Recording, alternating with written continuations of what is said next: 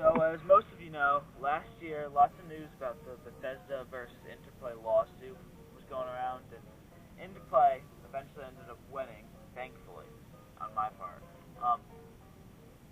They won the rights to continue working on V13, or Fool, as a lot of people are calling it. So, we have some early concept artwork here. It shows a nice destroyed landscape, which we like about Fallout. And it shows a couple of wasteland dwellers, and since it is an online game, that's like what you would be seeing normally. This next screenshot shows the snow and ice element that is going to hopefully play a part in V13's landscape. And this looks like a settlement of like a sunken ship, and like they connected two halves of the ship that broke in half, kind of like the Titanic did. Just sunk on both sides. This one sunk on both sides. It's a nice addition to the game because snow, you probably would play a big part in a nuclear wasteland, in the play experience and in the bigger part of the world. Hopefully there'll be seasons too. This next concept artwork is another snow area. It looks like Seattle. You can kind of see that iconic Tower of Seattle on the left-hand side, and also suggests the winter idea. So that one looks a lot of fun. There's a guy there. It looks like he's shouting or cheering or something. This next one is an underground city. It has birds in it, so it must be big. Maybe it's a vault of some sort. There's radioactive waste, and it looks like radioactive glowing plants. A lot of it looks like it's buildings connected by a lot of bridges, like some stuff comes from the outside in, probably through a bunch of tunnels. So that's basically that one.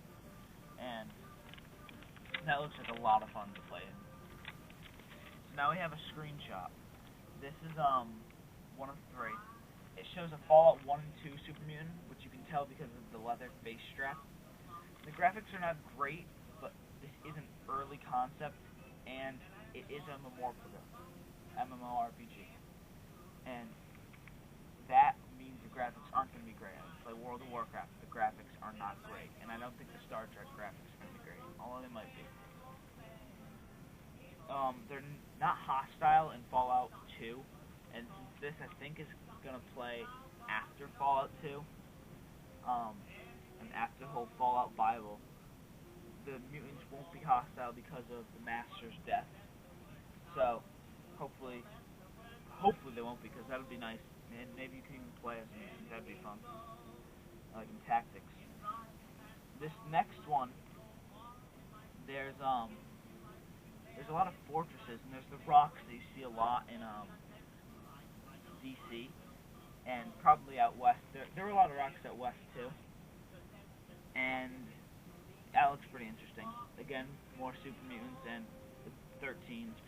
V13 probably stands for Vault 13, although Van Buren wasn't going to be a Vault. Van Buren was going to be your prisoner of a raider group. And this last screenshot has the iconic Nuka-Cola sign. All three of these screenshots also have the Fallout 3-esque buildings. They're kind of steampunky skyscrapers, and those are one of my favorite parts of the game. So I like that they added that in there. The fallen telephone wires, that's pretty interesting because they didn't really show any of those in Fallout and other Fallout games as much. Hopefully they're going to reintroduce Nuka-Cola Clear and Sherry. That'd be nice, because I'd like to see that introduced into the Fallout game again. So this looks pretty interesting.